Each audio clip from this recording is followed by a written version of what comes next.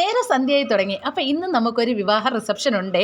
അത് നമ്മുടെ വീടിൻ്റെ തൊട്ടപ്പുറത്തുള്ള അമ്പലത്തിൻ്റെ ഓഡിറ്റോറിയത്തിലാണ് കേട്ടോ. അതുകൊണ്ട് സമയത്ത് പോയാൽ മതി. അങ്ങനെ ഇതാ ഉമ്മാക്ക് ഗോതമ്പ് പുട്ടൊക്കെ അവിച്ച് കൊടുത്തിട്ട് നമ്മൾ റെഡിയായി ഇറങ്ങുകയാണ് കേട്ടോ. അപ്പോൾ എനിക്ക് ഇന്നലെ ഐസ്ക്രീം കുടിച്ചപ്പോൾ തന്നെ തൊണ്ടയ്ക്ക് നല്ല പണി കിട്ടിയിട്ടുണ്ട്. അപ്പോൾ നമ്മളെ അമ്മക്കുട്ടിക്കും ജലദോഷമാണ്. അതുകൊണ്ട് ഞങ്ങൾ പറഞ്ഞു കല്യാണ മണ്ഡപത്തിൽ ഐസ്ക്രീം ഉണ്ട്, എൻ്റെ മക്കൾ കുടിക്കരുതെന്ന്. ഇവിടെ നോക്കിയൊക്കെ പറഞ്ഞ് വരുന്നുണ്ട് കേട്ടോ. അങ്ങനെ ഞങ്ങൾ മണ്ഡപം എത്തിയിട്ടുണ്ട്. ഒരു സൈഡിൽ കൂടെ കയറുക, മറു സൈഡിൽ കൂടെ ഇറങ്ങുകയാണ് കേട്ടോ. അപ്പോൾ അവിടെ റിസപ്ഷന് കാര്യമായിട്ട് ഫോട്ടോ എടുപ്പൊക്കെ നടക്കുകയാണ്. അപ്പോൾ വെളിയിൽ നല്ല ചായയും കടിയൊക്കെ ഉണ്ടായിരുന്നു. അപ്പോൾ നമ്മൾ വിചാരിച്ച് ഫുഡ് കഴിച്ചിട്ട് ഇറങ്ങിയിട്ട് അത് കഴിക്കാമെന്ന്.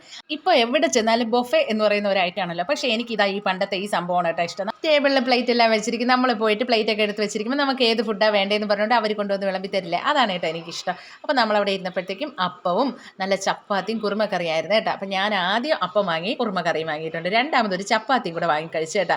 അതിനുശേഷം കൈയെല്ലാം കഴുകിയിട്ട് വന്നപ്പോൾ ഐസ്ക്രീമിൻ്റെ സെക്ഷനാണേ. തൊണ്ടയ്ക്ക് ഒട്ടും വയ്യ കേട്ടോ.